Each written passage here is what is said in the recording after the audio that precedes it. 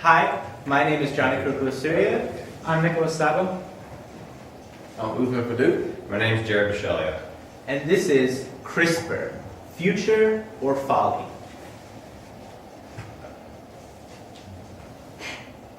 So what is CRISPR? CRISPR is an acronym and it stands for short regularly interspaced palindromic repeats.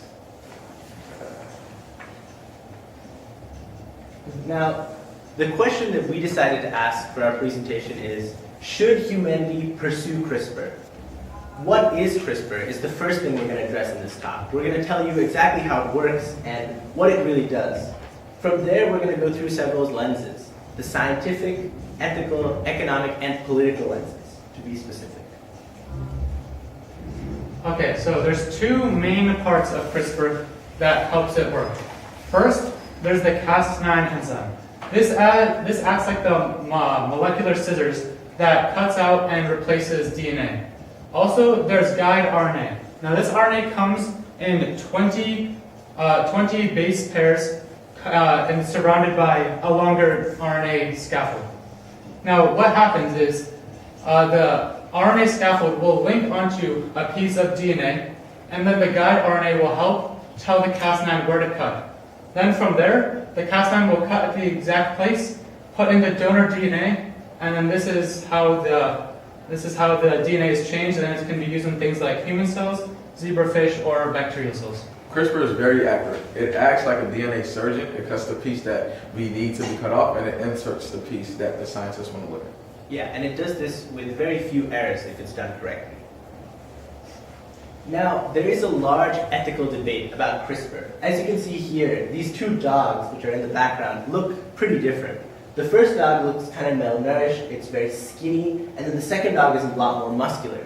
And this is actually one of the many uses that CRISPR has. This first dog actually has a genetic defect that causes myosin to not be produced properly in its muscles. But using CRISPR, scientists are able to cut out the defect in the DNA and replace it with a normal sequence, thereby curing that mutation. This mutation is caused by just one error in the DNA base pair. So one base pair has been inserted or removed, and that's what causes it. This is known as a point mutation. Now, CRISPR can be used to cure over 3,000 of these diseases because it's so easy to just cut out one single piece of DNA and replace it with something else. In addition to that, some other advantages of using CRISPR from day to day would be, shortening wait times for organs. We could take pig organs and alter the DNA so that they would work for humans, and also, potentially enhance certain traits in humans. And the best part about CRISPR is that it works in any type of cell, animal, human, or bacteria. CRISPR is a revolution, and it's where the future is. It's what we need to focus on for the future. Now, although there are so many benefits of CRISPR, there is a very large ethical disadvantage. You can see all of these different magazine covers. There's a lot of sensationalism about it. Just look at this title, Eugenics is Back, and it shows a baby with all these lines drawn over it because people are saying, people will use CRISPR for, I would say, nefarious means or immoral means. At the same time, there are others that say, we could get rid of hunger, we could get rid of pollution, get rid of disease, but at the same time, what will the cost be? How will society change? So there are many people who think that CRISPR might be used to design human babies or create some sort of genetic upper class where everyone is smarter or stronger because they've used CRISPR to enhance their bodies. However, ultimately we believe that the advantages may outweigh the disadvantages. All right, so with CRISPR, there's economic views you have to take into consideration. So this graph is by Stanford University, which describes the different types of genes that take in the types of the mice that use these type of genes to see if there's anything that can be tested on for CRISPR. So like you can see in here, depending on the mice and the gene, it's cost dependent. So that's why you can see in technology modules and talent modules the different type of costs from nonprofit institutions and HCI facility. And sometimes they work with Harvard to see that these are the types of ideas or ideals they can find, or the cost of the CRISPR-9 mutations with testing on mice. So as you can see, as Jared mentioned, if you compare these two, you can see that CRISPR is actually much less expensive than TALEN, which is the existing used technology for editing genes, and is actually less precise and versatile. So in certain cases, especially this economic case, CRISPR is more advantageous than existing technologies. Some of these other ways can take over a year, where CRISPR can only take a couple of weeks in order for it to be in use.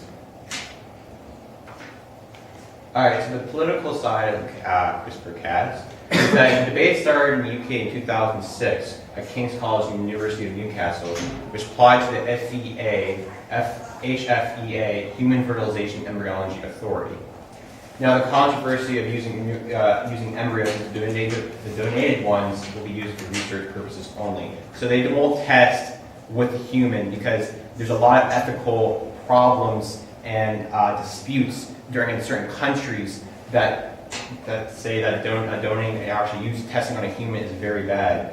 So that's why they only donate embryos that are informed by consent or surplus to IVF treatment, which is a process of fertilization by manually combining the egg and sperm in a laboratory dish, then transferred into the uterus, normally for mice or like any other type of organism.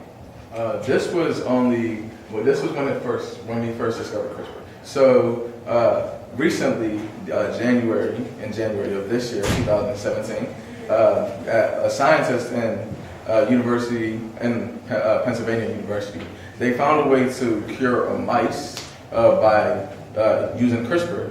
They cured a mice with hemophilia, and hemophilia is a disease which is in 1 in every 5,000 humans. So 1 in every 5,000 humans that are born has the disease hemophilia. And if we are able to use CRISPR in order to cure that disease, that will save thousands of lives.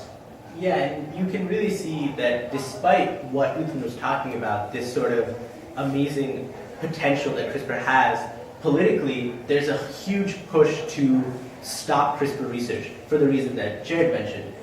Essentially, to do CRISPR research on humans, you have to use embryos. So there's a similar argument with stem cell research. You are using what some would consider a human being. It depends on the political view, but some people believe that using embryos like this is okay as long as they've been willingly donated, while others believe that you should never be experimenting on embryos like this. So that's why there's such a controversy politically about what we should allow and what we shouldn't allow. So for example, in the US, there is a lot of regulation and a borderline ban on doing certain experiments with CRISPR regarding embryos. But in places like China, where the laws and regulations are slightly less stringent, there's a lot of CRISPR research being done, and they're even, they're working to move from, rats to embryos to potentially even human trials. There have been 2 trials in China, one in 2015 and one in 2016. The one in 2015 didn't work, but they found success in the trial that was done in 2016. Yeah, and they were able to cure a rat with HIV of over 51% of its cells that previously had HIV didn't have HIV after the CRISPR treatment. All right, so as you saw on the previous slide about that HFEA Act, so this is the act that it comes with. So it's been disputed, but there was one in early 1990s that started the act. Then this is the 2008 one, which is revised and refixed, so that way it's to the point and it's understandable to the public and to government, politicians, and so on and so forth. So you can see the amendments of the Human Fertilization Embryology Act, like I said, in 1990.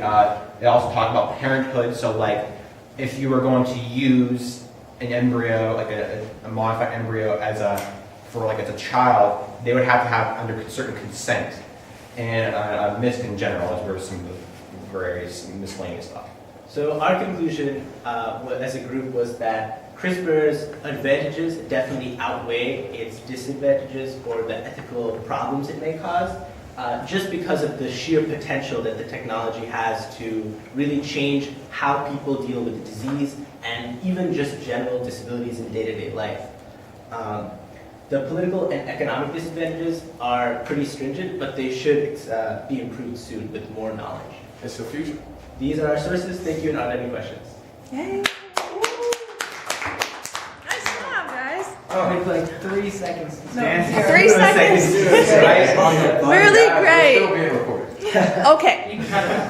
All right. So, Jonik, having finished your project, what, if anything, do you consider to be a gap in your team's research that, if you went back and addressed it, would make you feel more confident about your conclusion?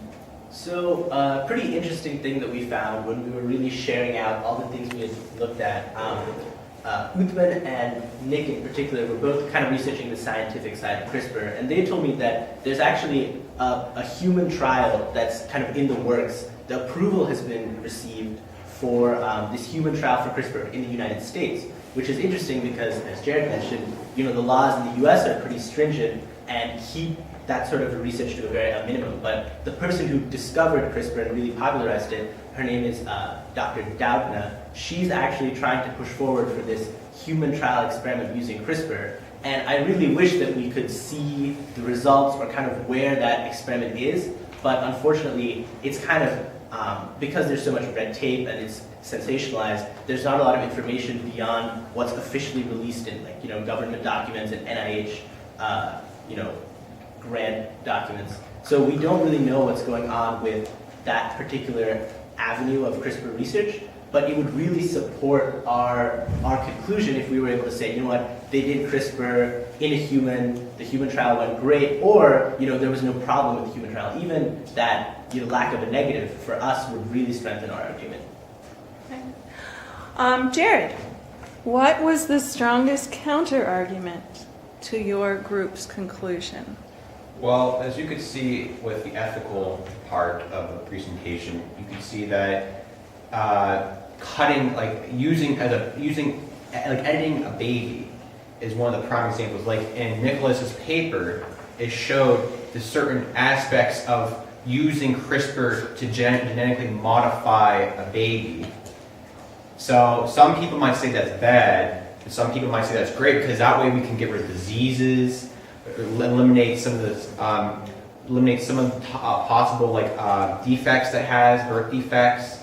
So that's why I said that's why I chose that question, because there's still a lot of controversy over it. But if we bring CRISPR to a good point where we can get the public to understand that this is a very good idea and this is something that we can learn from and understand the key concepts, we can then look to the possibilities of using CRISPR to the common goal of humanity.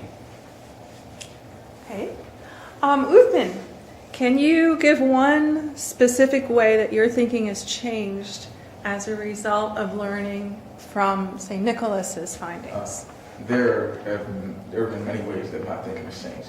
But one that stood out to me was, by the time I may have my child, maybe this can be what occurs at that time. Maybe CRISPR is used at that time, and which it can help cure diseases, because there's children are born every day, and out of those children, there's numerous of them have diseases, and with CRISPR we can help that. With CRISPR, and the fact that we can help change that is amazing, and that's what stood out to me the most.